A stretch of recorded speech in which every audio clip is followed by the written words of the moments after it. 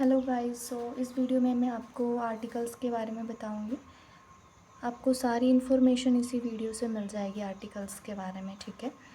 तो आर्टिकल्स क्या होते हैं, अगर आर्टिकल्स को हिंदी में बोले तो आर्टिकल्स होता है लेख, ठीक है।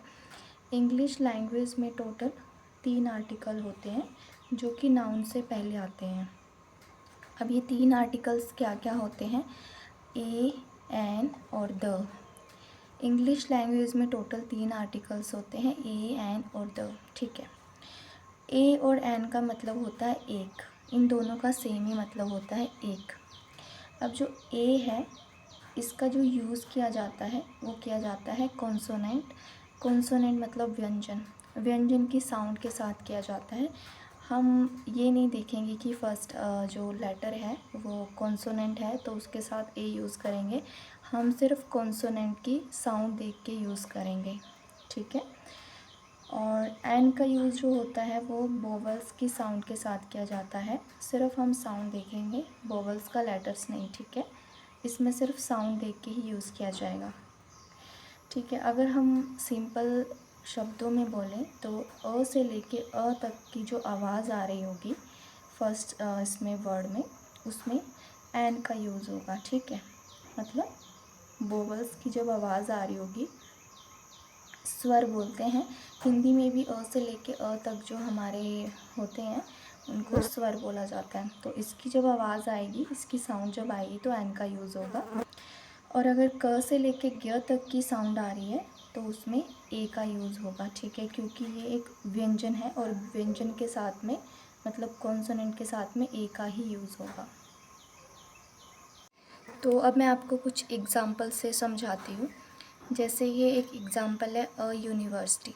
तो इसमें तो फर्स्ट जो वर्ड है वो यू आ रहा है जो कि एक वोवल्स है। हमने जैसे कि सीखा वोवल्स के साथ में तो एन आता है।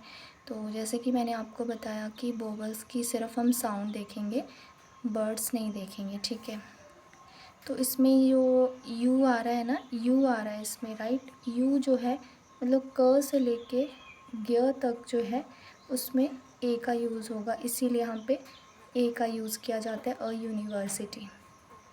अब यहाँ पे दूसरा एग्जांपल है एन आवर, ठीक है। अब आवर जो है वो तो एक कॉन्सोनेंट है, राइट। एच आ रहा है यहाँ पे तो एक कॉन्सोनेंट है, बट जैसे कि अगर हम इसकी साउंड की बात करें तो हम इसको कैसे पढ़ते हैं, आवर, ठीक है। तो अ की साउंड आ रही है तो इसमें एन का यूज़ होता है, ठीक है। सो अब नेक्स्ट बात करते हैं द की। अब आपने सुना होगा द को द भी बोला जाता है और दी भी बोला जाता है। तो जो पहला अक्षर है, जो पहला वर्ड होगा साउंड दे, अगर वो स्वर की साउंड दे रहा होगा, स्वर मीन्स वोवल्स की साउंड देगा तो उसको हम दी बोलेंगे। तो उसके साथ हम दी प्रोनाउंसिएशन करेंगे, द नहीं बोलेंगे। और जो पहला जो अक्षर होगा वो व्यंजन की साउंड दे रहा होगा तो उसको हम द बोलेंगे, ठीक है। अब जो ए और एन होते हैं वो एक नॉन स्पेसिफिक होता है, जिसमें हम किसी आम इंसान की बात कर रहे हो, मतलब कोई स्पेसिफिक नहीं है। जैसे मैं आपको एग्जांपल देती हूँ। और द में हम स्पेसिफिक चीज़ की जब बात करते हैं, जैसे किसी के बारे में स्पेसिफिक नाम लेकर बोल रहे हैं, राम इज़ क्राइंग, एंड बिल्कुल स्पेसिफिक हम उसको नाम दे रहे हैं तो उसमें द का यूज़ होगा। जैसे ए और एन का मैं आपको एग्जांपल देती हूँ।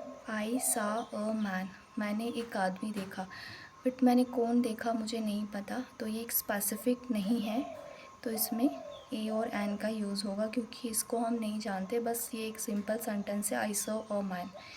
अब द का यूज़ होगा, the Ram was crying.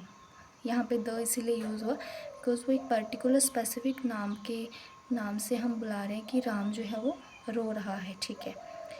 And अब जो ए और एन होते हैं वो काउंटेबल होते हैं और जो द होता है वो अनकाउंटेबल होता है।